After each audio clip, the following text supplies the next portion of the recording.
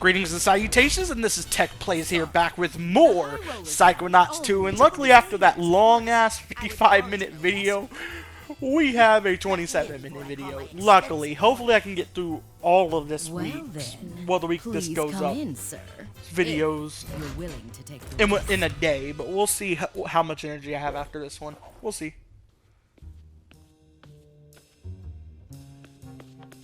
Agent Forsyth, I'm sorry. This is all my fault. Aquato, I hope you're not trying to take credit for my brilliant idea for solving all the Psychonauts' financial problems. Yes!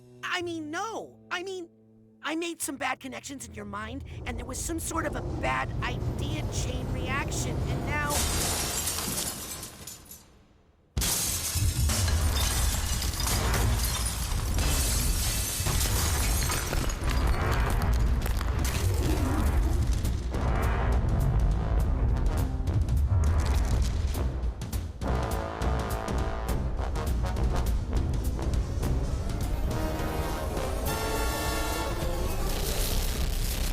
Who are you calling a bad idea? I am the sweetest of dreams, the spirit of unbeatable optimism. I am the ultimate victory of hope over mathematics. I am the Lady LUCTOPUS, but you can call me Lucky. You are my own creation. I command you to stop. It sounded so much cooler when Sasha said it. It's time to see what the cards have in store for you. But don't worry, I'm a fair dealer.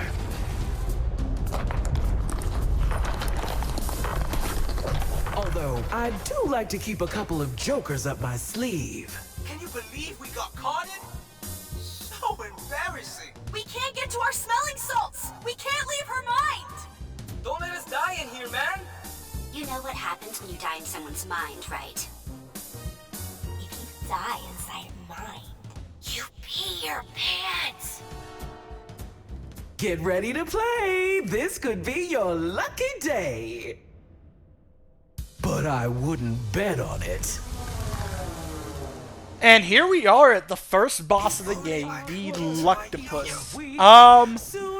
So I remember the guy's name now. I said earlier there was one student that's like super chill with Raz, and later in the game, like you could speak to him at any point after this mission, basically, after this level, basically, and he's like really nice to you. And that's Adam. Like I just saw like in the subtitles, it's Adam. Lizzie's also kind of cool. Like she's a little bit like. She does tease Raz and stuff. She does like try to scare him at times. Like there's one moment later on in the game. I think it's entirely optional. I don't remember if it's optional or if I had to go there for the main story or not. But there's one time in the game, later in the game, she tries to scare Raz, but that doesn't feel like she's being an asshole like they were being at the start. She's more or less pretty cool the rest of the game. Her and Adam both are pretty cool. The one dude in a wheelchair also becomes a little more cool later on in the game. Kind of like Lizzie, where like he's not great, but he treats Raz way better, right? No, you two get out of here. I forgot his name, so I'm sorry if like for me pointing out he's in a wheelchair is like I don't know how else to describe him because how weird these designs are. They're cool. I actually thought the like character designs in this game were like kind of ugly at first, but like once I got more used to them, I kind of thought they were cool. Quite honestly. But they're just hard to describe, really. Like, how am I supposed to describe the guy? Oh, jeez. Did not mean to do that. But yeah. All three of them are pretty chill after this point, especially Adam. Adam's like not even just chill. Adam's like just a full-on friend to Raz, and I kind of like that. The other three vary. That one girl, I forgot her name, but she's a bitch the rest of the game. Even after the post game, she's still kind of like a bitch. And I hate using the word bitch to describe any like woman, but To me, calling someone a bitch is saying they have bitch behavior. It's not like a thing I specifically use against women. I've called men bitches. Actually, I don't know if I ever called a non-binary person a bitch, but I've called men bitches too. To me, it's a behavior, not a fucking gender or sex specific. Well, it's not a gender specific thing. I'm gonna say gender. Looks like it's time for a fresh deck. I don't. It's not a gender or sex specific thing. Let me just clarify both, just in case, because I don't know, like, which one it would apply more to. But yeah, I would assume it applies more to gender, because like, you know, a trans woman is still a woman, a trans man is still a man. You know, like, you know what I'm saying? Like, so I feel like it would apply to gender, not sex. But nah.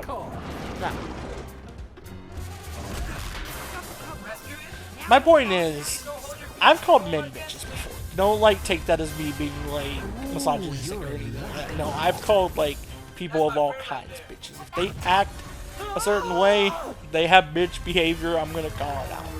And that's the way I use it. I use it to call out like certain behaviors with people. I think Drake is a bitch. The music artist Drake, yeah, I think he's a bitch. Pretty much. Like, I've kind of thought that. Even before like the Kendrick stuff, I've kind of thought that for like the last year or two, I want to say. He is kind of a bitch. Like, I ain't even gonna lie. That former friend I brought up a few times in videos. Not going into that again because I'm kind of like actually over it at this point. But that person has bitch behavior, you know, like, and that person, that person was male. Unless that's changed since then. I don't know if like that person ended up being trans or non-binary since like last time I spoke to them. So just in case, like, I wanna point that out just in case. I wanna respect people's like preferred pronouns and shit, because that's the right thing to do. You know, that's the decent human being thing to do. Everybody go. But that person had bitch behavior. I still have you guys, right? Like, You got it, Chief. yeah. On second thought, where's my shredder? Just felt like I needed to clarify that because I don't want people taking it the wrong way. Like, oh, you called a girl a bitch. That's beside you. Nah, I've called men bitches too. Get me my paddle stat. I've called men bitches too. Count your beads, sisters. I treat everyone equally. Trust me on that. And like, the only way I treat you different is if your behavior makes me treat you different. Like, if you're such an amazing person to me that I treat you better, or you're such a horrible person that I treat you worse. I treat you off your behavior. That's how I am. I'm not gonna treat you based off like shit you can't control. Like, that's stupid. Who the fuck does that? We're in the year 2025. If you're still like judging people off shit they can't control about themselves, like someone's sexuality, gender, sex, religious beliefs, you hit the jackpot. religious beliefs, or race, then you're kind of a dumbass. We're in 2025. That's all stuff that should be in the past. Like, Oh, hey, that reminds me of a funny. treat people based off who they are, not what they are, is what I say. Because, like, what someone is shit they can't control. Who someone is almost entirely in their control. For the most part, there is, like, some stuff that can affect who you are as a person. Like, you got, like, if you get dealt a shitty hand enough times, you could probably become an asshole. Or you could become mentally stronger, depending on, like, what kind of... depending on how you're built. Now I'm going to finish. I'm kind of the latter. I actually became less of an asshole because of how many times I'm being dealt with a shitty hand. It's kind of made me more empathetic, because now that I've like dealt with so much bullshit over the years, like, my mind can understand pain a lot more than like younger me could, because I've experienced a lot of pain. So it's made me more empathetic and mentally strong. But I know there's some people out there that use like life doing you a bad hand over and over again as an excuse to be an asshole. And like, here's the thing, I'm not gonna shit on those people, because I get that. I completely understand that. There's been a few times where I wanted to do that, but I just don't. I completely understand. I'm not gonna blame you if you become an asshole because of how many times you're dealt a bad hand. As long as you're not becoming something harmful. If you act like a little bit of an asshole, fine, whatever. Like, that's an expected response to life treating you like shit. There's times where I lash out in the moment after life deals me a really shitty hand, right? And that doesn't make me a bad person. Especially because, like, it's all wrong. Once the moments pass, I act better again. Wrong. Tear it all down. What are you doing here? You can't see this. Agent Forsyth, hold on. I can explain. This is all my fault. I used mental connection to change some things in your mind. To make some new connections. I didn't think... You did what? I'm sorry. That explains everything. I knew I wasn't this stupid. I mean, I have a degree in mathematics, you know?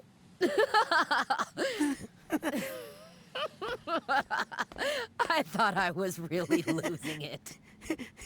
But it turns out my only problem was you. Wait. I can explain. You're right. I knew it was wrong the second I did it. I'm ashamed of myself. I violated your trust and very idea of what it means to be a psychonaut. I guess I'm not ready for this after all. I'll pack up my stuff. You don't need to do that. You're right. I don't even have any stuff to pack. I'll just go. No. Listen. You're right about violating trust. What you did was wrong. Very wrong.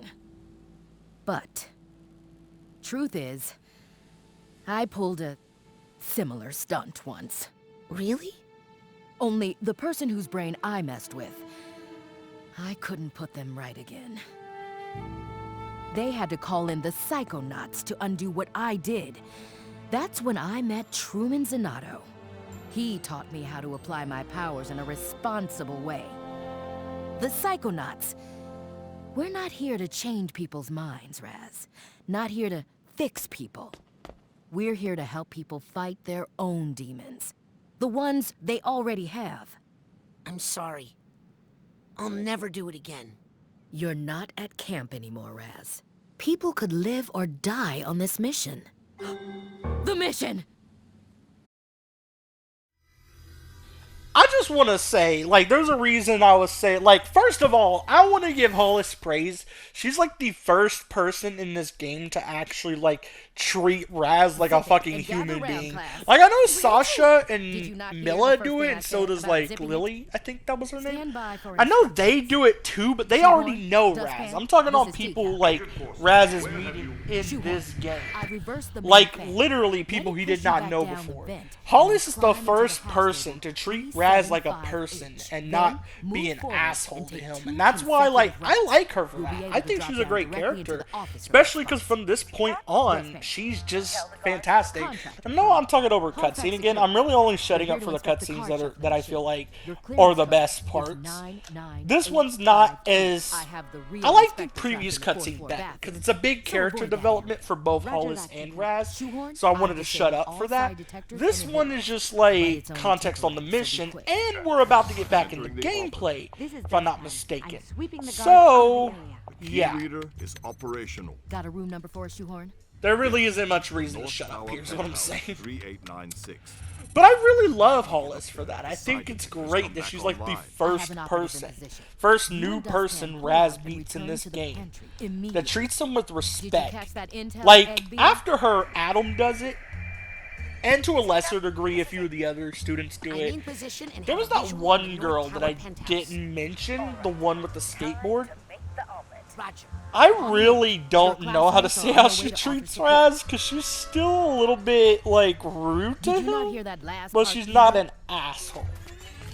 Her and that one girl with the beanie are just never really get better for the most part. There doesn't seem to The be other any four path to do. the North The other Tower four from do, here. especially if you like you Just talk to have to them outside of the main story Just remember, and do like some side everything I missions and taught you stuff. about But those rail two driving. just kind of mostly stayed the same. I will say Skateboard Girl is at least a better person in the sense she won't try to pull a prank like that on you again. Lizzie tries to prank Raz again later in the game by scaring him, but that's a harmless prank. It's not the prank of stealing someone's clothes. You know what I mean? Like, that's not funny. That's just messed up. But scaring someone, that's a funny prank. As long as you don't go too far with it, and Lizzie didn't really go too far. Like, Thanks, Morris. we'll get to it later. I think it is something we have to experience as part of the main story, but we'll get to it later, I think. But I also I like Adam and Lizzie. I think they're like the best students of the 6 you meet here. They're the most interesting. They have, like, I like their dynamics with Raz. And I like that they don't feel as one. Here's the thing. Those two and the one I call the bitch, those 3 have full-on personalities. The other 3 students can feel a little one note at times. I also didn't mention the creepy girl, and that's because I honestly cannot tell you how her relationship with Raz even is, because, like, it's a little hard to tell. There's some moments where she's, like, snappy with him, and then some moments where she's just cool with him. So she's, like, the one wild card where I'm like, I don't even know how, like, she acts with Raz compared to the others, right? I just realized I could be destroying these. What the fuck? What am I doing? There we go. There we go. There's 2. Can we destroy... Is it too high up? Yeah, that's too high up. Fuck. I was hoping we could destroy it, but... Nah, it's too high up. Too high up. Because we're moving on up and moving on up to the east side. Moving on up. I need to watch that show again. That's a show from, like, the 70s that I really like. It's The Jeffersons. Really funny show. Some of the humor is a little outdated, so there might be some stuff that offends people. I kind of watch the show with that lens, knowing that, like, yeah, I shouldn't take, like, the outdated stuff seriously, because, like, 1, it's a comedy, and 2, like, it's not really offensive for its time, right? Like, I don't know. I also, like, I'm in the middle on, like, that type of view, right? Like, I know there's people that's like, everybody is so overly offended by everything. Like, there's that side, but then there's also the side that feels like contamination. There's also the side that...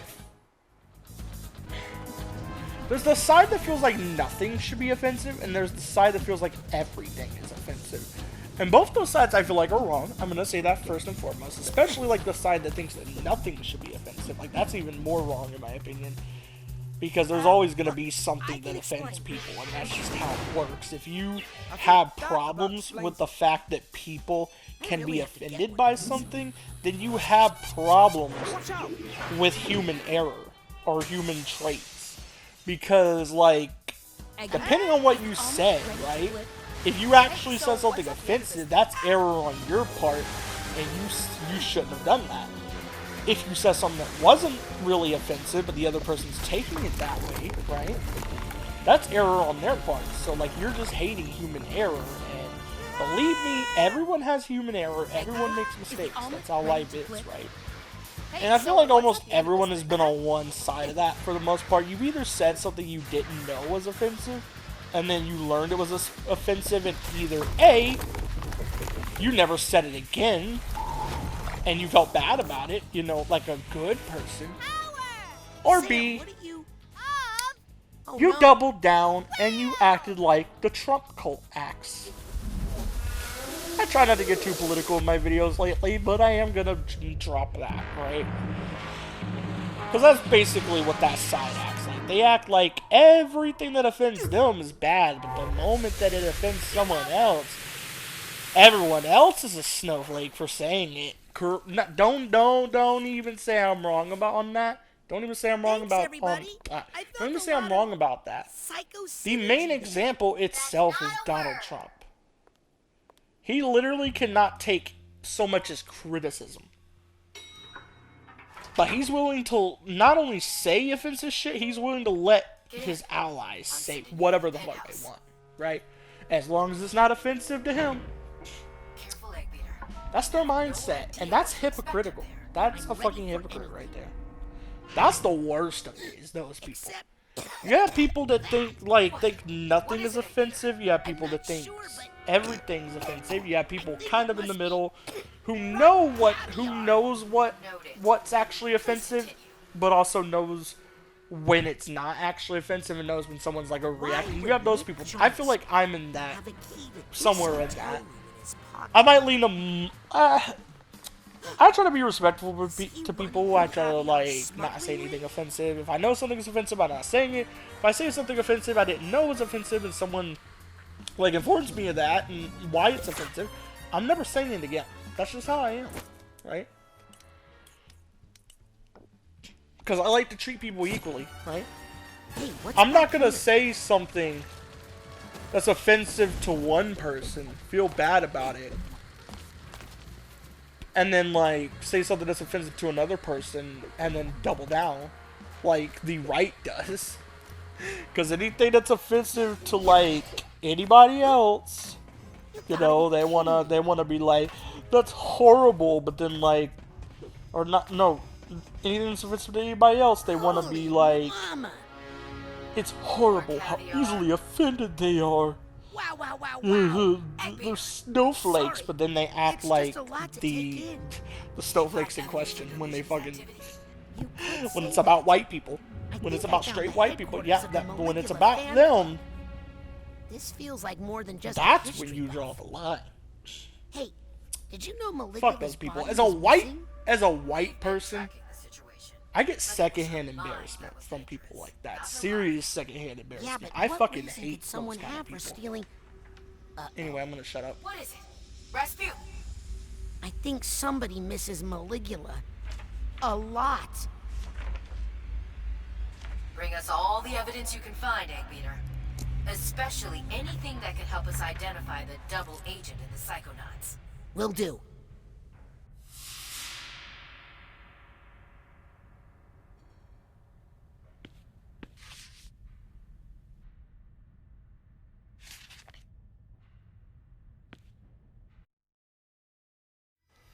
So that picture right there is our first hint at a plot twist that comes way later. It's a good plot twist that I only had half the piece of, and I didn't realize the full plot twist until it happened. But there is a plot twist later that hints to, right? Necromancy. Ugh. Not These gonna say what books it are is. Pseudoscience mumble jumbo. There's nothing in these papers that identifies our double agent. I'm afraid there's only one prime suspect right now. Who? Nick. No. The key was on his body.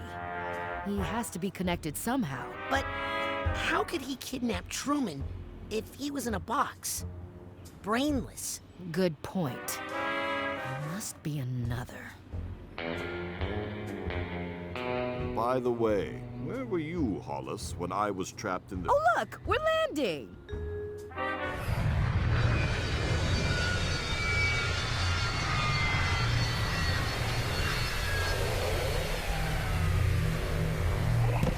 Great job, everybody. Let's regroup in my classroom for mission debriefing. I guess I should see if I can find anything in these ridiculous books. And I'll take a closer look at these papers. Oh, Sasha. I just don't know who to trust anymore. I know I should show this to the others, but I want to talk to Lily about it first. Alone.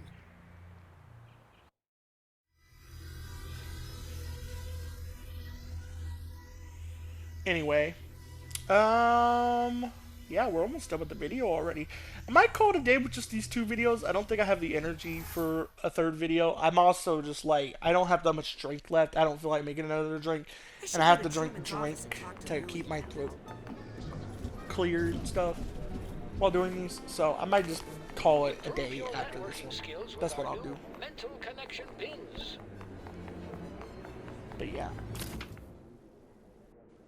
I'm going to be ending off the video right about here. Bye.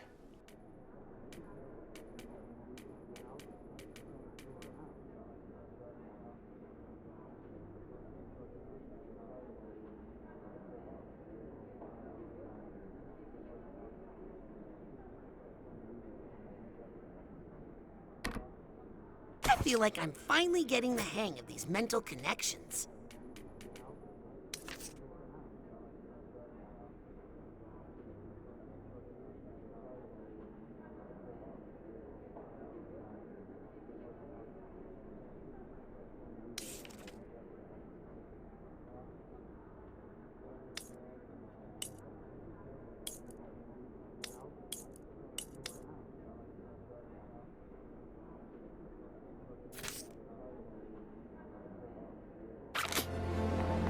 Hey, kid.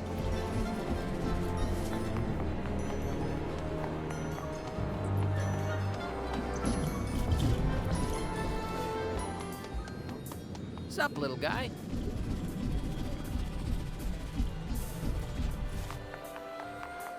I want to talk to Sasha, but first I need to show Lily what I found at the casino. I'll catch up with Mia after I show Lily what I found at that Caligula shrine.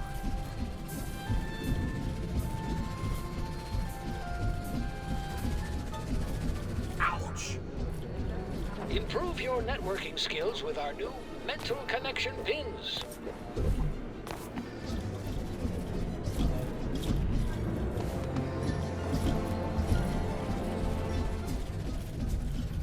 Improve your networking skills with our new mental connection pin. Brand new mental connection pins available.